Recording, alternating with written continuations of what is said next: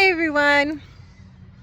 Well, it's time to harvest some garlic.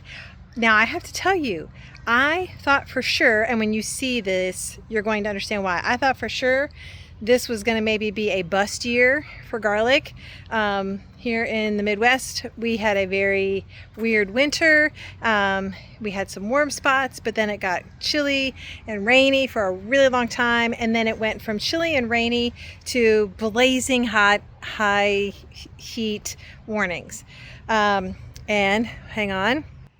This is what my soft neck garlic has been looking like for the past week or so, just like getting further and further, and now it's completely laying on the ground. So the variety is early Italian. I don't know if you can see the sign right there. It's early Italian, this part right here. So I think it's done, it's ready. I have to tell you, I also assumed when I started digging these up, they were going to be puny or rotten or just, like I said, a total bust. But look, they actually look pretty good. Pretty decent size, at least right now. We'll see how they cure. But I am heartened by this. Now, I had a couple kinds of soft neck. Over here, I think is some soft neck that is kind of laying down. The leaves aren't quite as brown though, so I'm not going to try to tackle that maybe today. We'll see. I need to double check the weather report to see how wet it's supposed to be this weekend, because one of the things with harvesting garlic, a couple of things. First off, do not just pull. You're likely to damage your garlic head. You want to get a couple inches away and then dig down deep and kind of lift up and loosen it, and then give it a little shake, gently get off any dirt that is easily able to be brushed off from the roots and the head of garlic. And this is why it's better if it's dry. So I actually stopped giving these much water a week or so ago. Well, I gave them a little bit of water this week because of the heat warnings. But much easier to pull out kind of clean if they've been allowed to kind of dry in the ground.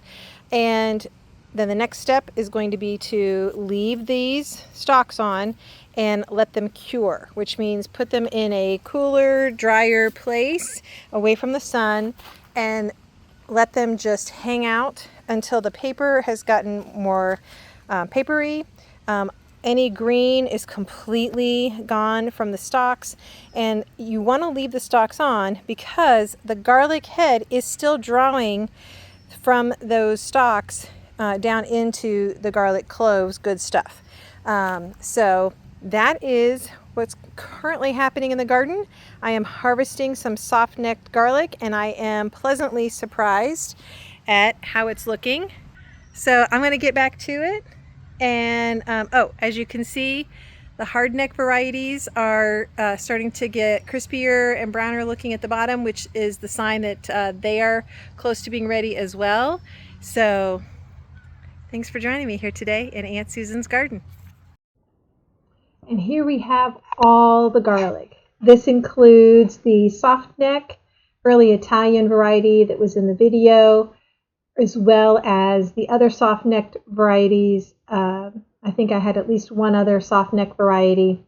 And then there were 3 or 4, maybe 5 different hard neck varieties that I grew this year. They all, for the most part, look pretty good. There's some decent sized bulbs, so I should have some to plant for this fall's garlic to grow for next year. So I'm excited to see how this all looks after it finishes drying out and curing. And I may even try to braid some of the soft neck. Thanks for joining me at Aunt Susan's garden.